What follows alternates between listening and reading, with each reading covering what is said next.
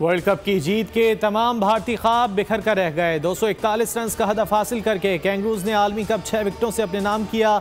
छठी बार cricket के सुल्तान का ताज sir पर सजा लिया। ट्रेविस हेड की शानदार सेंचुरी ने भारतीय गुरूर खाक में मिला दिया। घमंडियों की सारी तैयारियां धरी रह गईं। 1,32,000 तमाशाई की गुंजाइश वाले स्टेडियम में मौत का सन्नाटा छा गया। भारतीयों को साफ सूंघ गया।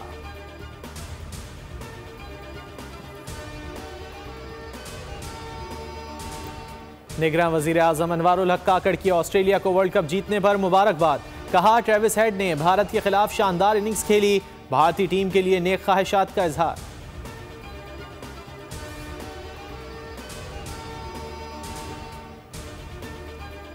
इसराइल के खान यूनुस समेत नुसरत और दीगर कैंपों पर फजाई हमले। 6 सहाफ़ियों समेत 31 फ़लस्तीनी शहीद। अल-शिफा अस्पताल के अतराफ को डेथ जोन करार दे दिया गया। कबल अज़ वक्त पैदा होने वाले 31 बच्चे यूरोपियन और नासिर अस्पतालों में मुंतकिल। फ़लस्तीनी सदर का अमरीका पर जंग बंद कराने पर जोर। जर्मनी, कतर और सऊदी अरब की अक़वाम मुत्तहिदा के स्कूलों पर इसराइली बमबारी की मज़म्मत।